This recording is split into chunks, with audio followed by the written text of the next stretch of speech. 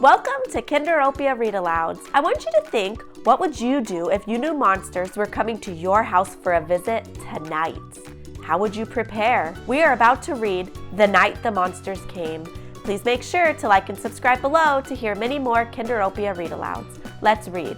In 3, 2, 1. Kinderopia Read Alouds.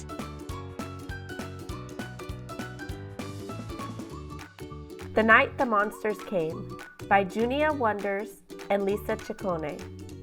'Twas a night like no other, a cold and moonless night. Not a sound was sounding, not a single star in sight. Down a long grassy driveway, a silent witness stood as a pack of monstrous creatures crept out of the wood.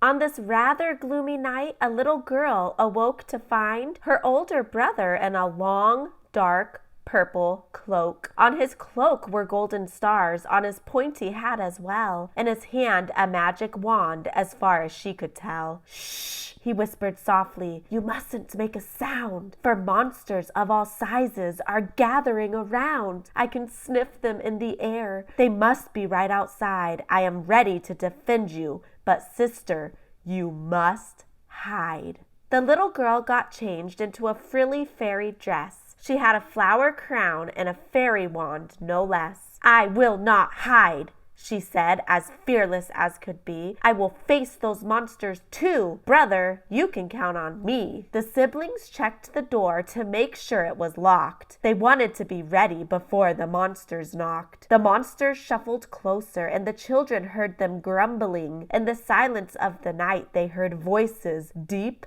and rumbling.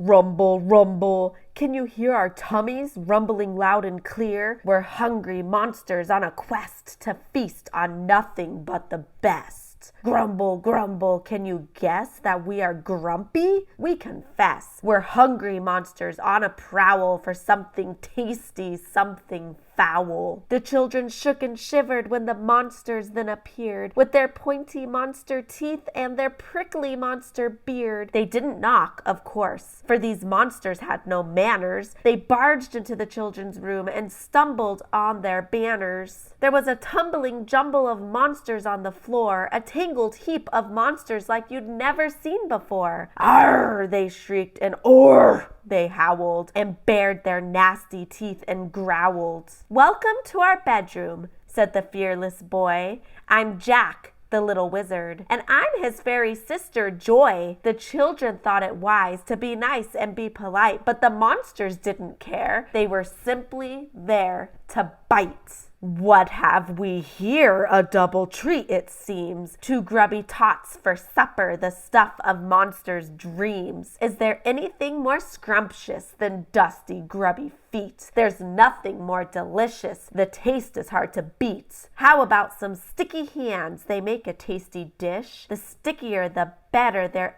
every monster's wish. And the yummiest of all are teeth that are unbrushed, for tiny morsels stuck between give monsters quite a rush. "Rumble, rumble, can you hear our tummies rumbling loud and clear? Grumble, grumble, can you see that we're not here to drink your tea?" The monsters stomped, the monsters clapped, they hopped and skipped and kicked and tapped, and then they stopped and drew their claws. They bared their teeth and stretched their jaws. "Not too fast, eager monsters," Jack and Joy replied. "We're not exactly yummy," the children beamed with pride. "Our feet aren't scrumptious, our hands aren't tasty. We're not the stuff of monsters' dreams. You shouldn't be so hasty. Our hands and feet are washed with soap and water. They're so clean. Our teeth have just been brushed, all part of our routine. We're not grubby at all. See how fresh we smell? There's no supper here for you. Now it's time to cast our spell."